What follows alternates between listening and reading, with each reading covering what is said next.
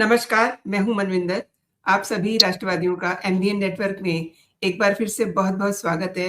ममता बनर्जी भवानीपुर में और Abhishek Banerjee diamond harbour में फंसे हुए दिखाई दे रहे हैं, क्योंकि बंगाल के दूसरे चरण में 142 सीटों पर वोटिंग से पहले रात भर ममता बनर्जी के नज़दीकी जहांगीर खान के यहाँ रेड चली।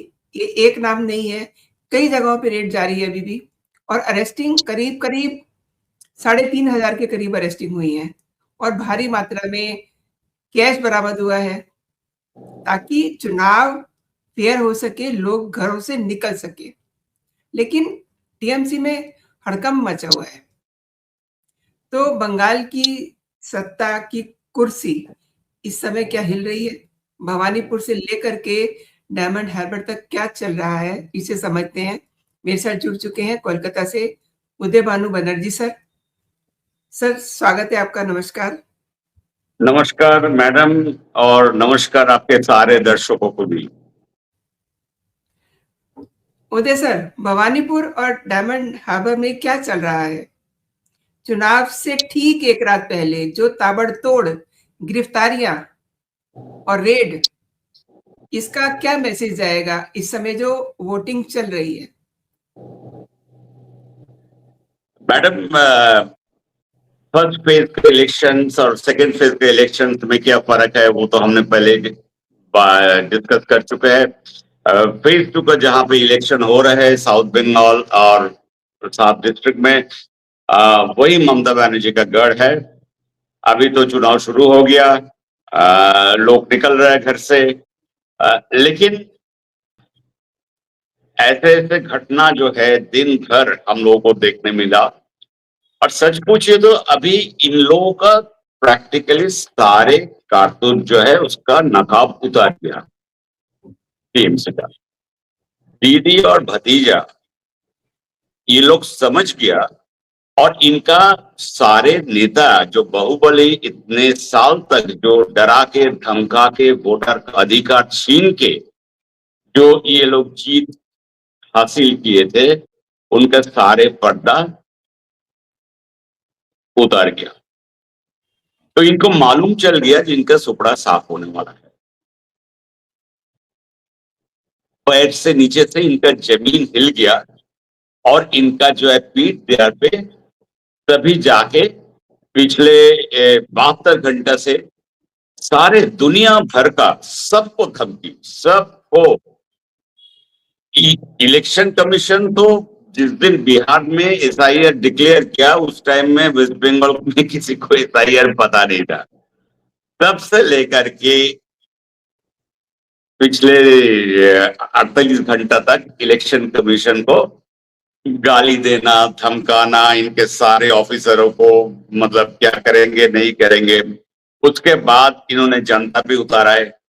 उनके बाद इनको अपना ही जो है स्टेट का जो एम्प्लॉयज है, राज्य कर्मचारी है, उनको धमकी देना, जो हम तो रहेंगे, हम देखेंगे, नोट करेंगे सारे सब कुछ। उसके बाद जो police officials, constable, IC, SHO जो इलेक्शन कमीशन के अंडर में और आपको सेंट्रल फोर्स के साथ जो मिलके काम कर रहे हैं, उनको भी धमकी देना। तो ये सोचिए, एक पार्टी जो पिछले 15 साल से इस राज्य में सरकार बना के बैठे हैं, उनके पास जनता के लिए कोई ऐसे रिपोर्ट कार्ड नहीं है, कोई इनका जो अचीवमेंट बोलिए, ये इन्होंने क्या क्या किए समाज के लिए, देश के लिए, राज्य के लिए, यहाँ के गरीब जो है उनको लिए, इसका कोई बातचीत नहीं है। अब पिछले 3 महीना का कैंपेन के जितने भी जो भी आप सुनिए, ये दीदी और इनके भतीजा का कैंपेन रैली क्या बता रहे हैं। कभी इलेक्शन कमीशन को उल्टा लटका देंगे, कभी गणेश कुमार को वैनिश कुमार बोलना, कभी किसी को बदनाम करना, किसी को कैरेक्टर असोसिनेशन करना, पब्लिक मीटिंग में यही पे ये लोग लगे हुए हैं। तो प्रैक्टिकली अभी का इलेक्शन, आज का इलेक्शन जो चल रहा है, ये ममता वर्सेस जनता। जनता को पता चल गया कि ये सारे 10 साल से इन्होंने इलेक्शन, एक के बाद इलेक्शन, वो असेंबली हो, पार्लियामेंट हो, पंचायत हो, कोऑपरेटिव इलेक्शन हो, ये सब के पीछे आईपैक काम कर रहे थे। पैसा देना, ऑफिशियल्स को मैनेज करना, पुलिस के साथ सेटिंग करना, कैंडिडेट सिलेक्ट करना, कैंडिडेट कौन किस बूथ को टारगेट करना, ये लोग करते थे। एवरेज मैं आपको बता रहा हूं, अगर कोई एक असेंबली कॉन्स्टिट्यूएंसी में मान लीजिए 10 वार्ड है, तो वो 10 में से 3 वार्ड ऐसे चुनते थे जहां पे ये करीब करीब 99% पोलिंग ये रिगिंग करके छप्पा लगा के कर देते थे। तो जी। जनता के सामने अभी ये चीज सामने जो अभी तक जो है, ये अपना सफेद साड़ी के अंदर जो है, जो सत्ता और ये सब जो है, ये सारे खुल गया है। इनको देख के सच पूछ आप पूछे तो एक तो हमारे महिला मुख्यमंत्री है, लेकिन आज के दिन में इनका देख के ना बड़े दुख होता है। क्या सिचुएशन, इनके हाथ में मौका था कितना अच्छा, 15 साल, कोई 1 आध साल का नहीं है। इस राज को बिल्कुल कहां से कहां ले जा सकते थे, लेकिन इनकी राजनीति जो है सारे 15 साल किया, कैसे भतीजा को इनको चीफ मिनिस्टर बनाया जाए आगे का दिन भी इनके, ये जब नहीं रहेंगे तो। और मैडम आपको मैं याद दिला देता हूं 2014 सन की याद कीजिए, जब नरेंद्र मोदी जी पहली बार शपथ लिए थे, उस टाइम में 2 कोर एजेंडा उन्होंने सेट किए थे, और दर्शकों को भी याद होगा ये चीज। एक, उन्होंने कहा कि ये तुष्टीकरण का राजनीति बंद होनी चाहिए, और दूसरी चीज इन्होंने बोले थे, आपको याद है, परिवारवाद से देश का भला नहीं होता। तो क्या आज जो इलेक्शन चल रहा है, क्या ये तुष्टीकरण राजनीति का आखिरी इलेक्शन है? ये बहुत सबके बड़ी मन बात में है ये सर, था। आपने सर बहुत बड़ी बात की है। इसीलिए तो ममता सरकार के जो करीबी हैं उन पे सीधा प्रहार किया जा रहा है।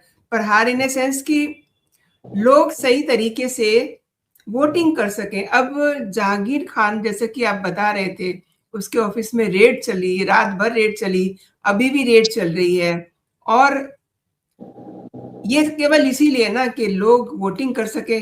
आप बता रहे थे कि ये लोगों के जो वोटिंग कार्ड है वो रख लेते हैं। मैं उस पे भी थोड़ा सा आपसे जानना चाहूंगी सर।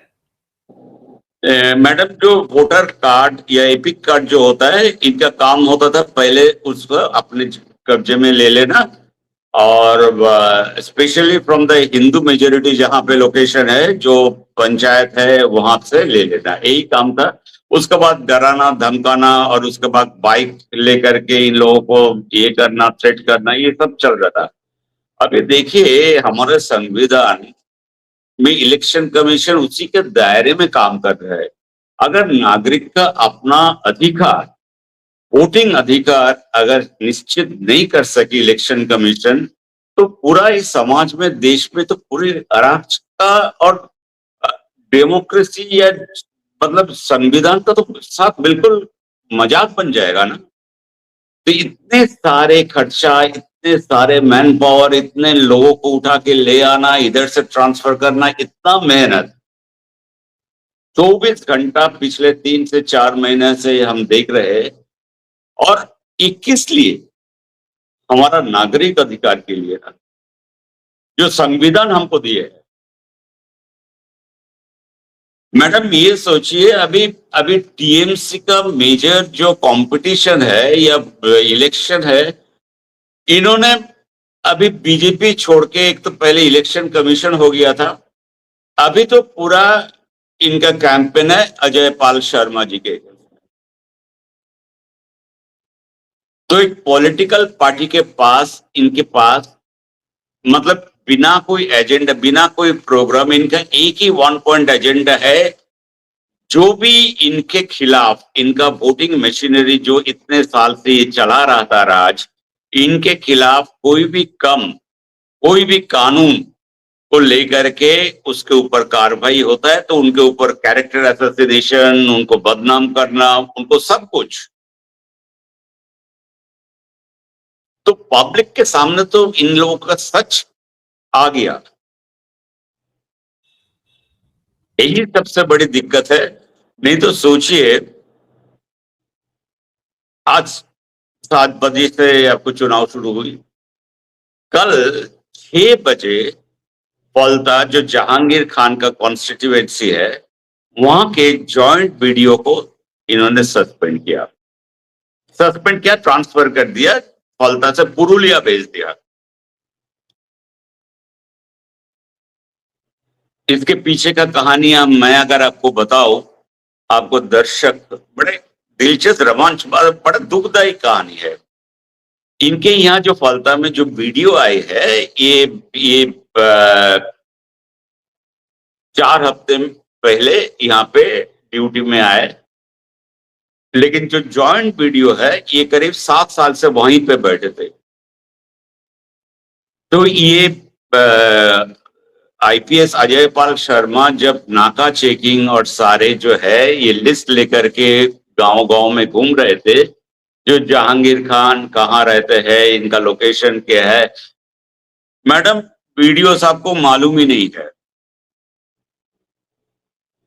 और ये वीडियो साहब के हाथ से जो है जहांगीर खान का असेंबली टिकट का नॉमिनेशन गए थे, क्योंकि आपको मालूम है जो भी कैंडिडेट है उनको नॉमिनेशन दाखिल करना पड़ता है, वो सारे स्क्रूटिनी होता है, वो बीडीओ ऑफिस में, डीएम ऑफिस में होके फिर वो इलेक्शन कमीशन के पास जाता है। तो ये बीडीओ साहब 1-1.5 घंटा घुमा रहे थे, इधर है उधर है, हम तो मालूम नहीं है कहाँ है, ये सब करते करते फिर जो है इन्होंने इनका रिकमेंडेशन किया ट्रांसफर का। तुरंत 1 से 1.5 घंटे के अंदर सेंट्रल इलेक्शन कमीशन, मतलब दिल्ली से ऑर्डर आया, इनको भगाओ, यहां से जरूरत नहीं है ऐसे। और भी आश्चर्य, आप बताइए, अभी मतलब सवेरे मैं जब निकल रहा था तो पता चला रात में एक बीएलओ है आपका, मैं बता रहा हूं, बागदा कॉन्स्टिट्यूएंसी जो बंगाल के है, वो लोग जानते हैं, बड़े फेमस है। सबसे ज्यादा टीचर स्कैम का नौकरी यहीं से बेचा गया था।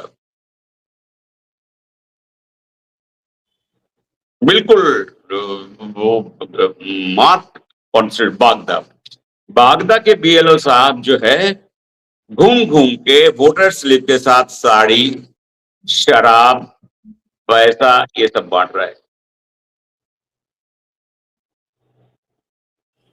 कितना ईमानदार देखिए, मतलब इन लोगों को आप ये नहीं कह सकते जो नमा खराब है, ये तो मतलब ये वही सेवा में लगे हुए हैं, वही गुलामी जो 10 साल से ये करते आ रहा है। लेकिन खेल घूम गया अभी। तभी जो है आप देखिए टीएमसी का जितना नेता है, जितना काउंसलर है, पिछले काल जो है सारे दिन भर में आपको बताया, आपको तो सिर्फ फलता को लेकर के बताया ना, डायमंड हार्बर कॉन्स्टिट्यूएंसी और जहां पे अजय पाल शर्मा का पोस्टिंग दिया है वो पूरा साउथ 24 परगना जिला, और ये भतीजा का गढ़ माना जाता है। फलता में वायलेंस हुआ, कैनिंग में वायलेंस हुआ, डायमंड हार्बर में हुआ, गोशाबाग में हुआ, और रिमोट मतलब सुंदरबन के अंदर जो टापू है, जो सारे छोटे छोटे जो गांव बस्ती, वहां पे भी सब वायलेंस हो रहा है। और वायलेंस इसी को लेकर के एक ही मुद्दा, वो है हिंदुओं को वोट देने से रोको, और कोई कारण नहीं है, कारण यही है। और सर जो आपने एक्शन बताया है, जिस तरीके से एक्शन लिया जा रहा है, उस तरीके से जो साइलेंट वोटर है वो अब आप बाहर देख रहे होंगे ना, वो मुखर होकर के अपना वोटिंग कर रहा होगा। दूसरी हाँ बात, लगातार दीदी जो है सेंटर पे अटैक कर रही थी ना, और जो सबूत सामने आए हैं, वो अब लोगों को भी दिखाई दे रहा है ना। मैडम, फर्स्ट फेज का इलेक्शन जो 93% हुआ, क्यों? क्योंकि आदमी बिना डर के, निर्भीक होके मतदान किया। ये प्रैक्टिकली एक बहुत बड़ा तमाचा है जो लोग एसआईआर के खिलाफ पिछले 6 महीने से सुप्रीम कोर्ट, हाई कोर्ट, इधर उधर ये सब कर रहे थे। इसका तो सबसे बड़ा नैतिक जो है हार तो उसी पार्टी को होगी उसी दिन जब 93% पोलिंग हुआ। इसका मतलब हम एसआईआर के साथ में है, तभी आके वोट किया। अगर एसआईआर के अगेंस्ट में होते तब वो वोट नहीं करते। और सड़क पे वायलेंस आपको दिखता, आपको सड़क पे जो है बमबारी, उसके बाद गोली चलना, किसी का जान लेना, यही सब देखते। लेकिन कुछ नहीं हुआ। 182 बूथ में मैडम, आज का जो मैंने देख रहा था स्टैटिस्टिक्स, 182 बूथ में आप सोचिए 99% आपका पोलिंग हुई। इसका मतलब क्या? और ये सारे जो है इसका मेजोरिटी है आपका मालदा, मुर्शिदाबाद, जहां पे ये लोग आग लगाने की कोशिश की थी, जहां पे जजेस को होस्टेज बनाया गया था एसआईआर के खिलाफ। ये लोग सब इकट्ठा होके आवाज उठाई थी कि एसआईआर बंद करो, सारे सब वोट जो है 2021 का लिस्ट से होगी। उसके बाद 93% वोटिंग, इसका तो बहुत बड़ा तमाचा है। ये तो साइलेंट, इसका कोई आवाज सुनाई किसी को नहीं दिया। लेकिन इनका असर अब सेकेंड फेज में भी अब देखिएगा।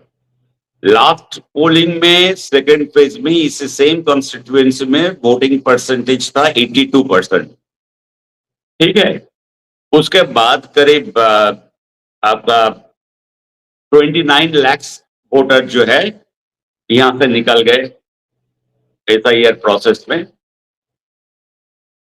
तो 82 से 82% में जो लोग वोट दिए थे, करीब 3 करोड़ 84 लाख 65 लाख ऐसा कुछ, उनमें से आप 27, तो अभी जो है करीब 3 करोड़ 20-25 लाख का आपका ये है कैंडे मतलब नंबर है जो वोट देने वाला वोटर लिस्ट में। आप आश्चर्य नहीं होइएगा अगर यहाँ पे भी 94-95% का पोलिंग हो। इलेक्शन कमीशन का यही ऑब्जेक्टिव है, और जिस ऑब्जेक्टिव इन्होंने फर्स्ट फेज में जो अचीव किया उसको सुप्रीम कोर्ट तक सराहना दी।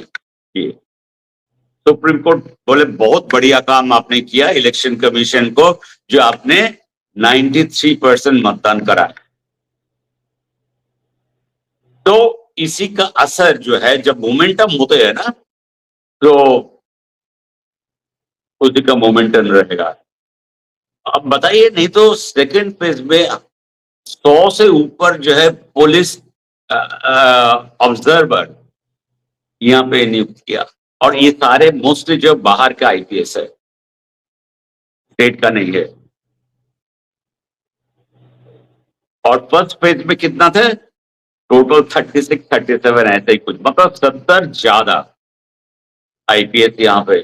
तो आप सोच सकते हैं ये प्रैक्टिकली वेस्ट बंगाल का जिसको कहते हैं मतलब पॉलिटिकल चूल्हा जिसको कहते हैं ना, जिसका आग जो है चारों तरफ फैल सकता है।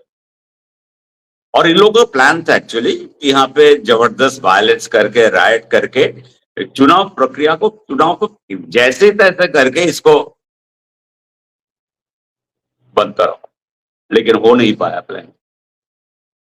सही कह रहे हैं सर। और देखिए जो सबूत सामने आए, लाइक लोगों ने देखा कि किस तरीके से आईपैक में सबूत लेने जा रही थी, वो सारी चीजें सुप्रीम कोर्ट में आखिरकार खुल गई। उन्होंने खुद कहा ये, और सबसे बड़ी बात तो ये है सर कि लास्ट मोमेंट तक, जैसे कि आप बता रहे हैं कि लास्ट मोमेंट तक अदालत की लड़ाई चल रही है। मतलब ऐसा कहाँ होता है? अदालतें खुद कह रही हैं कि हम क्या आपके लिए बैठे हुए हैं? हमारे पास क्या आप ही का काम है? तो ये सब चीज़ें लोगों ने देखी है ना। तो अब आगे चल के आपको क्या लगता है कि ये जो चुनाव है, हार-जीत से आगे बढ़ कर के अब अस्तित्व पे आ गया है ना? हमें तो लग रहा है मैडम, ये जो है आखिरी इलेक्शन है ये तुष्टीकरण का। ये वोट बैंक पॉलिटिक्स अब चलने वाला नहीं है भारत में। बहुत हो गया, 70-75 साल से, मतलब जब से मुस्लिम लीग बना 1904 में, 1905 में बंगाल का फर्स्ट पार्टीशन हुआ था, उसके बाद ही मुस्लिम लीग बना। और तब से लेकर के ये जो कांग्रेस और मुस्लिम लीग का जो जोट है, उसके बाद उसमें कूद पड़े ये कम्युनिस्ट पार्टी और सारे जो है रीजनल पार्टी, उनके पास सब हाथ मिला के इसका आप अंत देखिएगा। दूसरा आप देखिएगा, आईपाक मामले में बहुत सारे नया कानून आने वाले हैं। ये जो पॉलिटिकल कंसल्टेंसी फॉर्म जो है, जो कानूनी और कुशली कहते हैं, वोट कुशली, ईद के ऊपर अभी तक मतलब शिकंजा कड़ा नहीं। अभी अभी होगा, अभी होगा, क्योंकि यहाँ पे जनता को पता चल गया आईपैक सारे काम करते थे और कैसे पैसा देना, कैसे घूसखोरी, कैसे एडमिनिस्ट्रेशन के अंदर घुस जाना, कैसे काउंटिंग सेंटर में अपना ही आदमी बैठा देना, पार्टी का कार्ड लगा के। ये सारे धीरे धीरे धीरे धीरे इसका जो है, जैसे प्याज का जो है आप छिलका निकालते हैं ना, धीरे धीरे सब छिलका निकल गया इनके। और मैं उस दिन भी बोले थे, जिस दिन आईपैक के पास ईडी रेड हुआ, ईडी रेड के साथ साथ इनका अकाउंट्स फ्रीज हो गया, इनकी विनय चंडल अरेस्ट हुआ, उसके बाद इन्होंने दुकान बंद करना पड़ा कलकत्ता में। और उसके बाद प्रतीक जैन, उनके वाइफ और उनके ब्रदर का जो हजीरा हुई ईडी दफ्तर में दिल्ली में, ये सब मिलके एक ही बिंदु पे आता है कि यहाँ पे सरकार नहीं, एक प्राइवेट संस्था पूरा सरकार चला रहा था।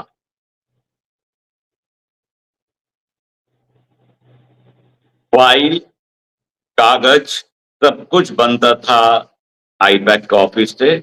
उसके बाद जाता था हमारा चीफ मिनिस्टर के दफ्तर में, फिर वहां पे सिग्नेचर होके, अप्रूवल होके वो आता था। वही चीज जो है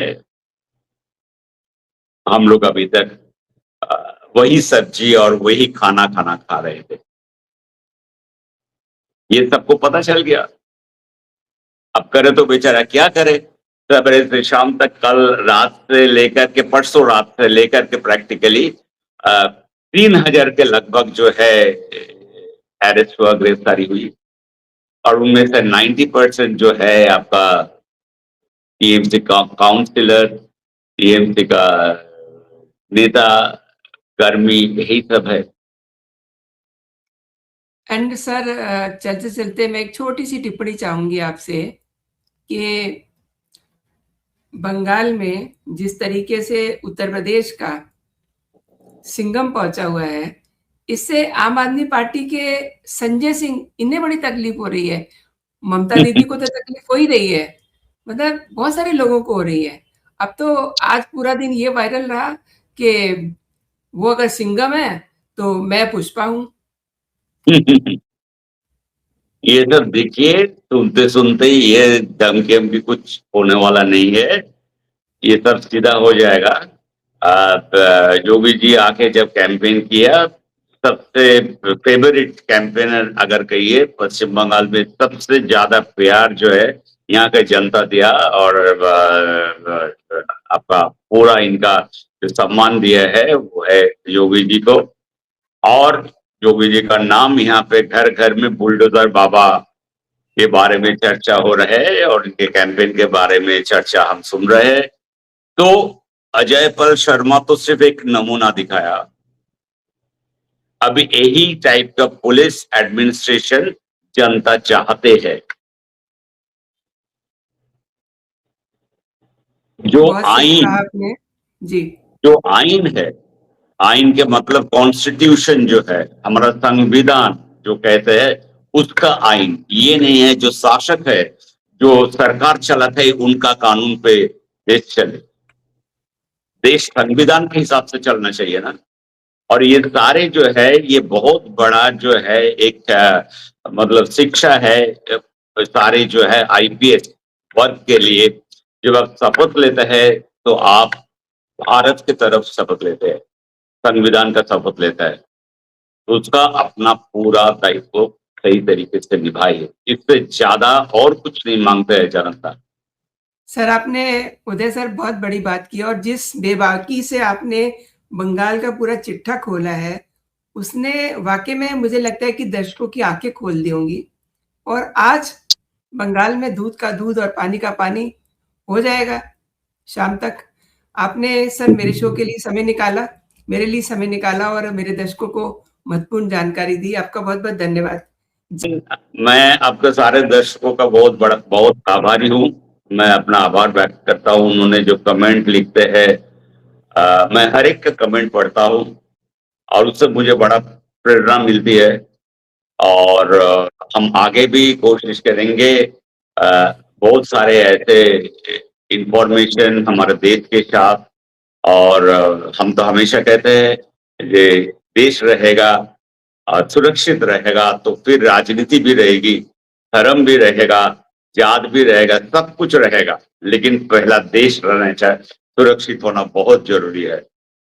जय हिंद, जय Bharat and thanks a lot sir. जय